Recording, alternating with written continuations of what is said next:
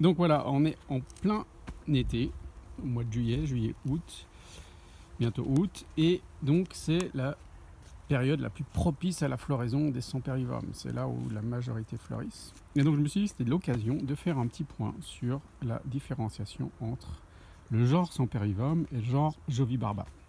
Même si tous les botanistes ne sont pas d'accord sur cette différenciation, cette distinction des deux genres, certains considèrent que c'est tout à mettre dans le genre Sempervivum. Moi, je ne suis pas de cet avis, pour différentes raisons.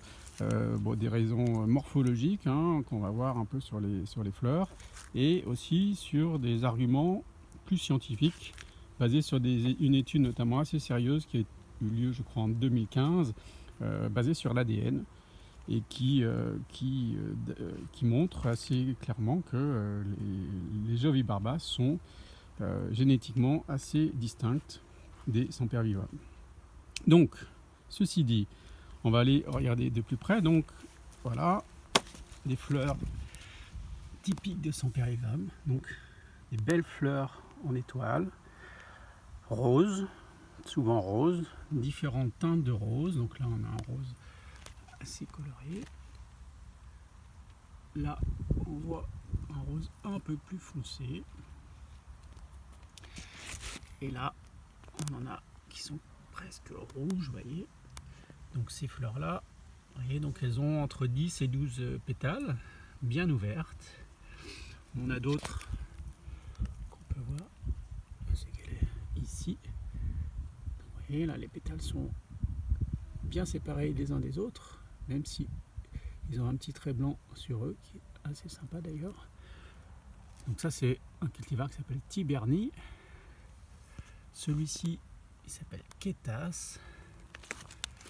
Qu'est-ce que je peux vous montrer d'autre? Celui qu'on a vu tout à l'heure, celui-ci, c'est Ford Spring. Celui-ci, c'est Crimson Velvet. Voilà, donc tout ça, c'est du rose, vous voyez.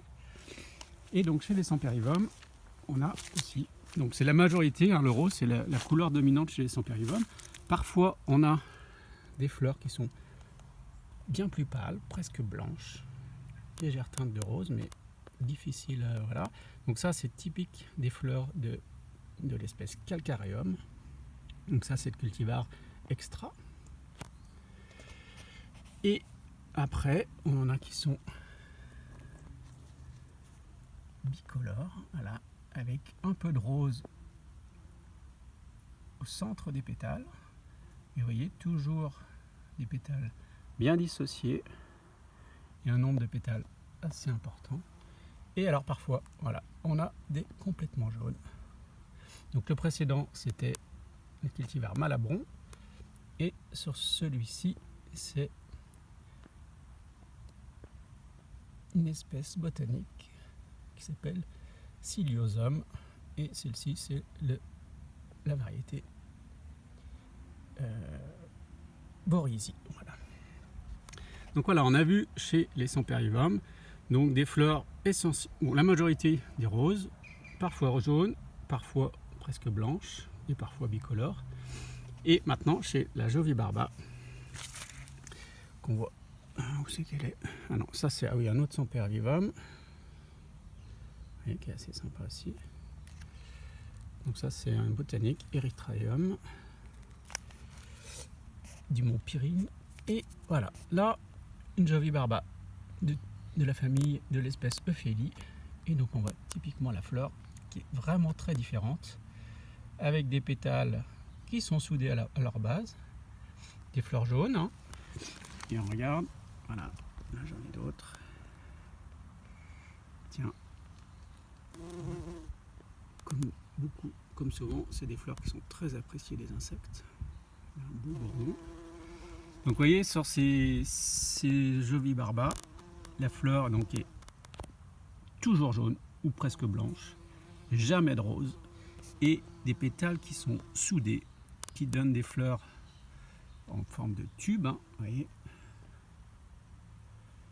bien typique. Et si on a du mal à voir, mais si on compte le nombre de pétales, là on a un nombre de pétales qui est bien moindre, qui est de l'ordre de 6, 5, 6, si je me souviens bien.